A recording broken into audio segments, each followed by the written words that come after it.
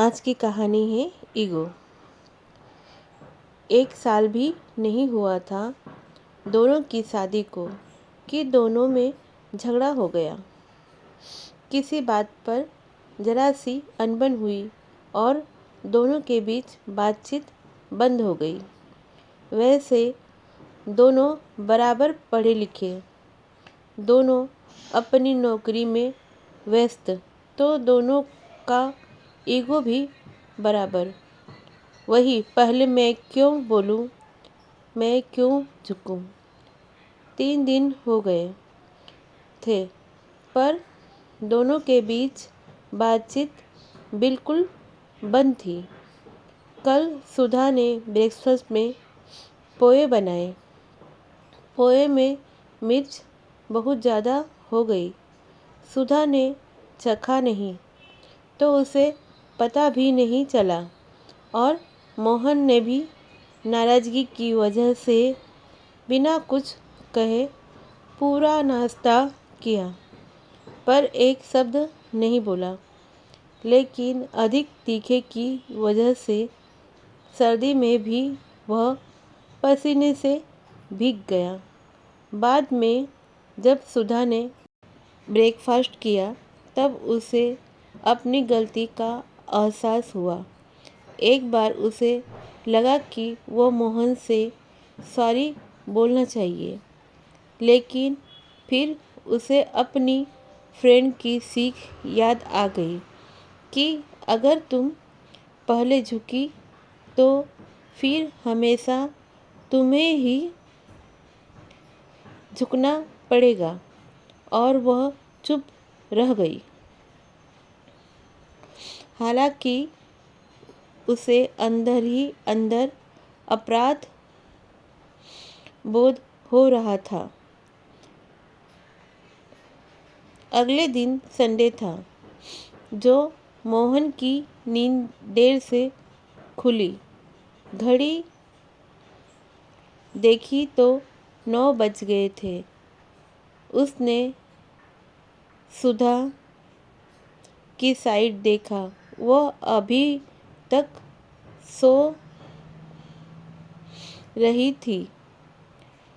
वह तो रोज जल्दी उठकर योगा करती है। मोहन ने सोचा, खैर मुझे क्या। उसने किचन में जाकर अपने लिए नींबू पानी बनाया और न्यूज़पेपर लेकर बैठ गया। 10 बजे तक जब सुधा नहीं जागी तब मोहन को चिंता हुई। कुछ हिचकिचाते हुए वह उसके पास गया। सुधा, 10 बज गए हैं, अब तो जागो।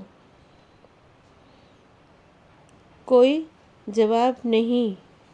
2-3 बार बुलाने पर भी जब कोई जवाब नहीं मिला तब वह परेशान हो गया।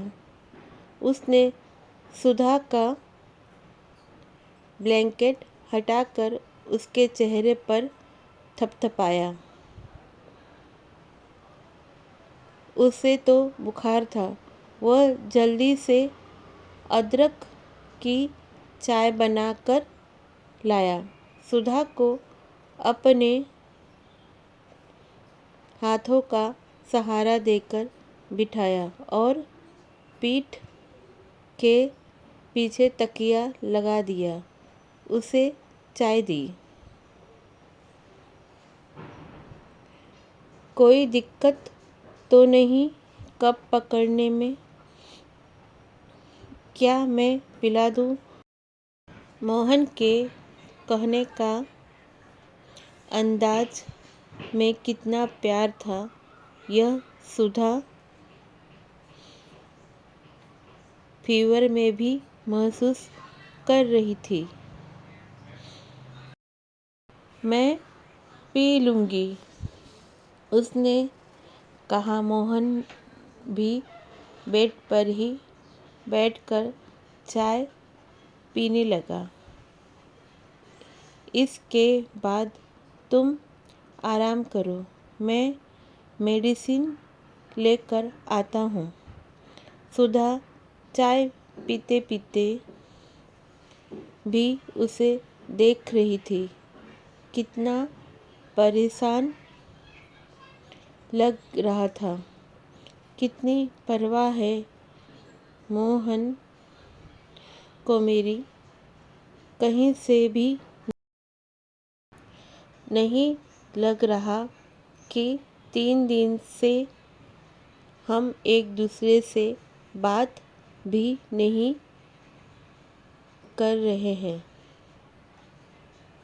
और मैं इसे छोड़कर मायके जाने की सोच रही थी।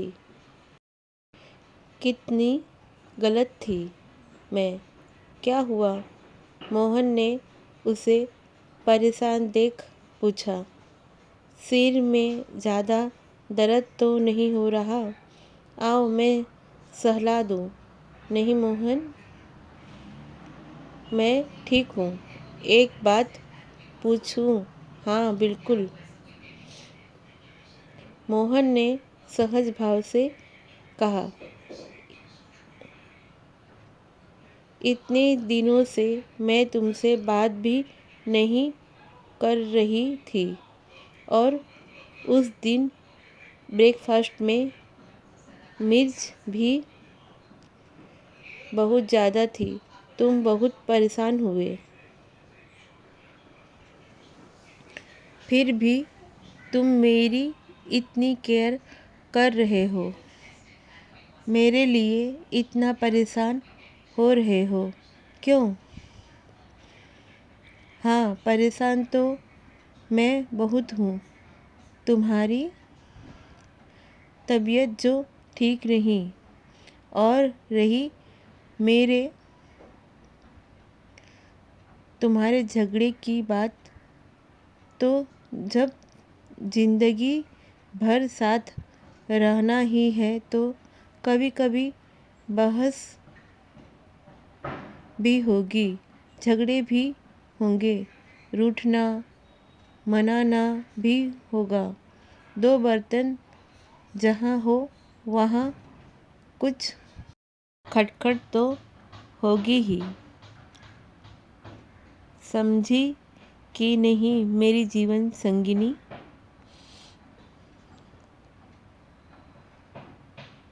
सही कह रहे हो, कहते हुए सुधा मोहन के गले लग गई। मन ही मन उसने अपने आप से वादा किया, अब कभी मेरे और मोहन के बीच ईगो नहीं आने दूंगी। कहानी अगर पसंद आए तो चैनल को सब्सक्राइब कीजिए, लाइक कीजिए, शेयर कीजिए। साफ सुथरी कहानी के लिए मेरे चैनल को सब्सक्राइब कीजिए।